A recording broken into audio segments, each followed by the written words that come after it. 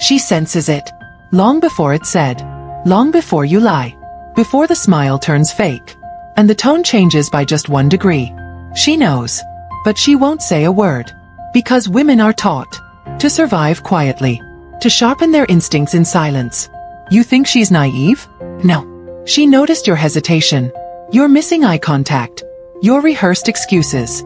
She watched the way your voice cracked just a little. How your story had gaps. How your energy shifted. Like the air before a storm. She doesn't need proof. Her body already told her everything. But she won't confront you. She won't argue. She'll just observe, remember, and disappear. Because her instinct doesn't scream. It whispers. And if you ever wonder why she vanished, just know. She knew what you were hiding. Before you even did. She always follows the rules. She never complains. She's every parent's dream. Every teacher's favorite. But the good girl is dying inside. Because being good, for her, means being small. It means swallowing anger, hiding ambition, and smiling through pain. She was taught that approval is earned by obedience. Not by truth. Not by passion. But by silence. So she says yes when she wants to say no. She works harder just to be enough. She apologizes when it's not her fault. Her worth, measured by how little space she takes up. But here's the truth. Being good is killing her fire. And no one notices. Because she hides her exhaustion. Behind perfect grades, perfect manners, and a smile that begs for freedom.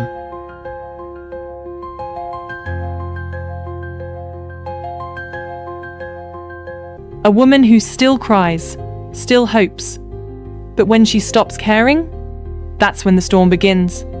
Carl Jung once said, "Nothing is more dangerous than repressed energy seeking release." This isn't just about breakups or betrayal. It's about years of being unheard, of giving, forgiving, explaining, until silence feels safer than hope. You'll see her smile, but her eyes, cold, unreachable. She's no longer trying to be understood. This is not weakness. This is survival. When a woman stops caring, she doesn't scream, she disconnects. No more fixing. No more proving. Just gone. If she's still listening, fight for her. If she's quiet, start worrying.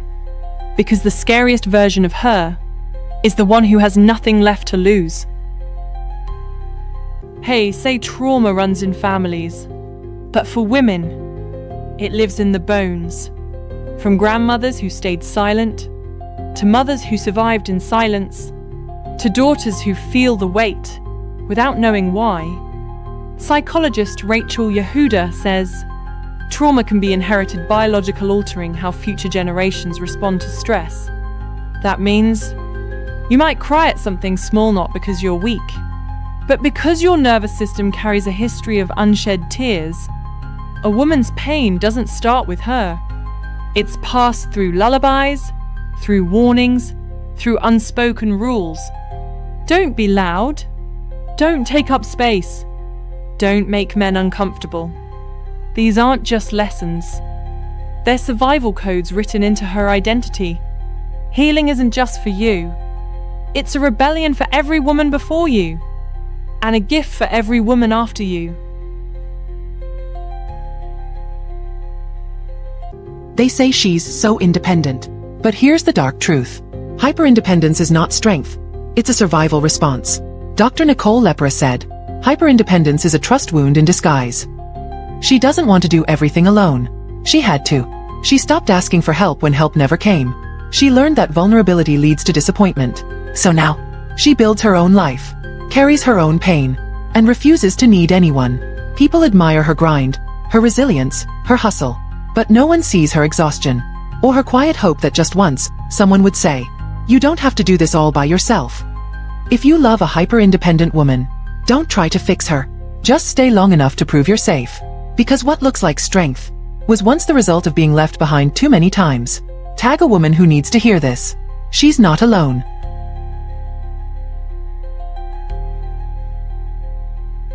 She looks okay.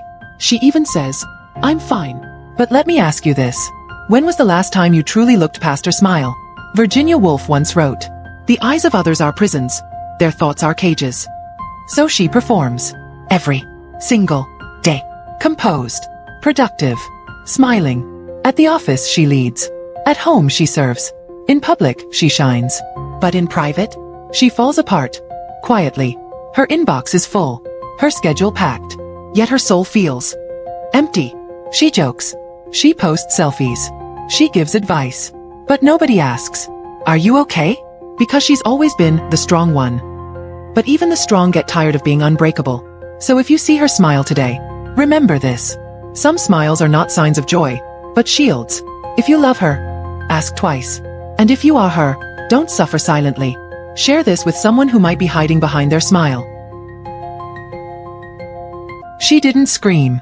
She didn't beg. She didn't even ask anymore.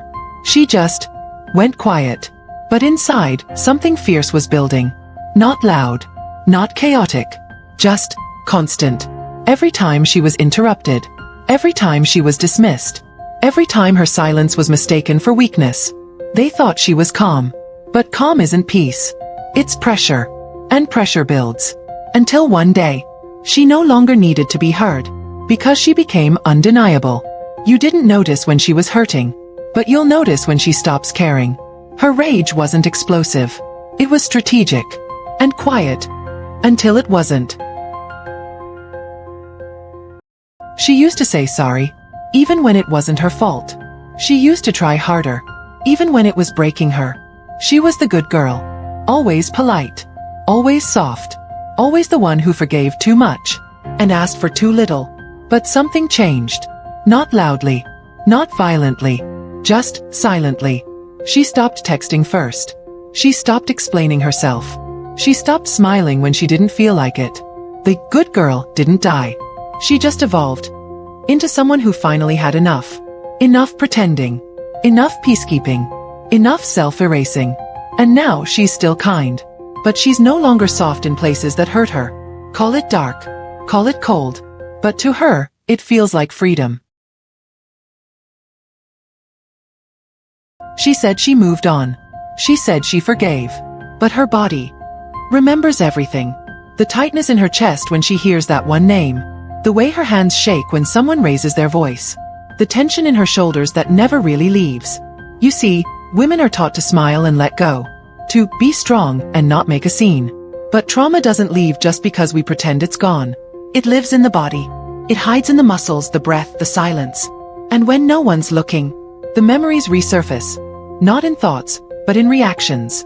So no, she's not dramatic. She's not overreacting. Her body is just telling the truth. That her mind had to bury to survive.